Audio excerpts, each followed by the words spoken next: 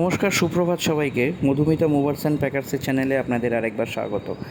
আজকে অনেক দিন পরে একটা ভিডিও নিয়ে এলাম। মাঝখানে অনেক দিন ভিডিও আসেনি, কারণ কিছু মেডিকেল এমার্জেন্সির জন্য আমি কাজও করতে পারিনি এবং সেই কারণে নতুন কোনো ভিডিও আমি বানাতে পারিনি। আজকে অনেক দিন পরে একটা ভিডিও নিয়ে এলাম। একটা ছোট কাজ, কিন্তু কাজটা বেশ ইন্টারেস্টিং, ওই জন্যই ভিডিওটা করলাম। কাজটা হয়েছে আরএন গুহ রোড 156 নম্বর আরএন গুহ রোড থেকে, কাজল অ্যাপার্টমেন্ট থেকে জিনিসগুলো পিক আপ হয়ে নরসিংহ এভিনিউতে গেছে এবং ওখানে জাস্ট ডাম্পিং হয়েছে, মানে ওখানে আনপ্যাকিংটা হয়নি, শুধু ওখানে রেখে দেওয়া হয়েছে। আমি এখন ক্লায়েন্টের বাড়িতে ঢুকছি, আপনারা দেখতেই পাচ্ছেন। ওরা, আমার লোকেরা অলরেডি চলে এসছে, কাজ শুরু করে দিয়েছে। তাহলে চলুন কাজের জার্নিটা আপনাদের সঙ্গে শেয়ার করি, দেখতে থাকুন।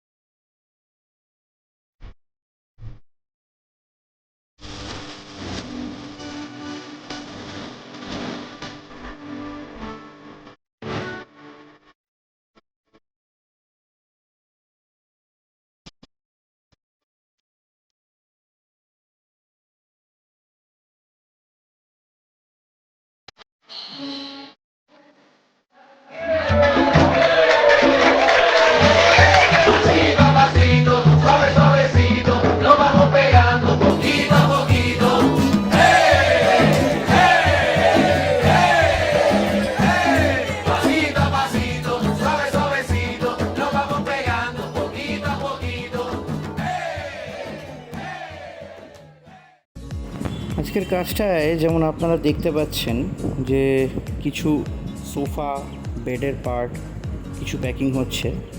অ্যাকচুয়ালি কাজটা যেটা ছিল সেটা হচ্ছে মিস্টার অনিন্দ নিয়োগী, যিনি ক্লায়েন্ট আর কি, ওনার কাজ ছিল। ওনার মা অসুস্থ, হসপিটালে ভর্তি আছেন। উনি মাকে বাড়িতে ট্রিটমেন্টের জন্য হসপিটাল থেকে বাড়িতে রাখবেন এনে, এবং ওনার ঘরে একটা হসপিটালের সেট আপ ওনাকে বানাতে হবে। সেই কারণে একটা বেডরুম ওনার খালি করার প্রয়োজন ছিল।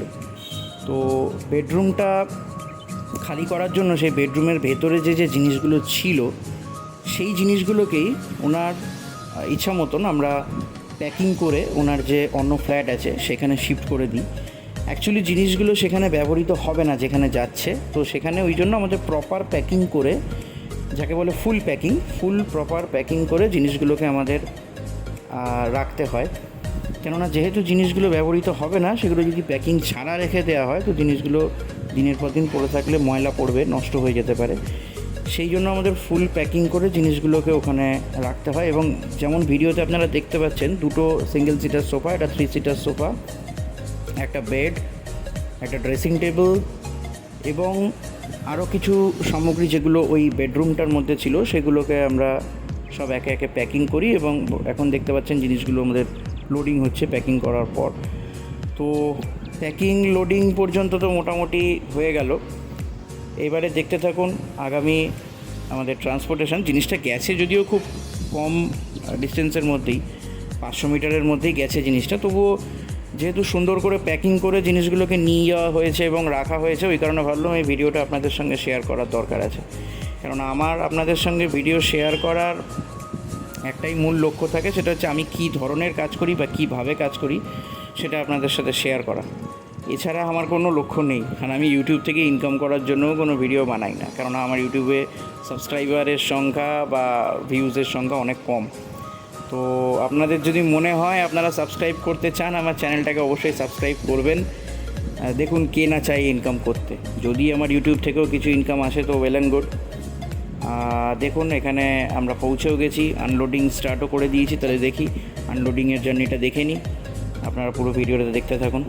ভিডিও পছন্দ হলে একটা করে লাইক করে দেবেন, এবং যদি কারোর মনে হয় যে এই ভিডিওটা দেখিয়ে আপনি কাউকে বলতে পারবেন যে কাজটা আমি কিভাবে করি সেটা দেখাতে পারবেন বা বোঝাতে পারবেন, তাহলে অবশ্যই ভিডিওটা শেয়ার করবেন। ধন্যবাদ। নমস্কার, আমি অনিন্দ নিয়োগী। অনির্বাণ বাবুর সাথে গুগলের থ্রু দিয়ে পরিচয় হলো। বড় সুন্দর ওনার ব্যবহার, এবং দুদিনের নোটিশে আমাকে উনি খুব হেল্প করেছেন। আমার মা অসুস্থ, মার জন্য একটা বেডরুম খালি করার দরকার ছিল, তো সেটা উনি সুন্দরভাবে প্যাকিং করে একটা অন্য জায়গাতে শিফট করিয়ে দিয়েছেন। এবং ওনার যে সঙ্গী সাথী যারা এসেছিলেন তারা অত্যন্ত এক্সপার্ট এবং ওয়েল বিহেভড, ওয়েল ম্যানার্ড পারসন। মানে দারুণ কাজ লেগেছে আমার ওনার সাথে কাজ করে, দুর্ধর্ষ লেগেছে। আগামী দিনে আমার যদি নিজস্ব কাজের কোনো শিফটিংয়ের দরকার হয় বা অন্য কোনো বন্ধু বান্ধব স্থানীয় যারা শিফটিংয়ের খোঁজ করছে, আমি নিশ্চয়ই অনির্বাণ বাবুর নাম রেকমেন্ড করব। ধন্যবাদ।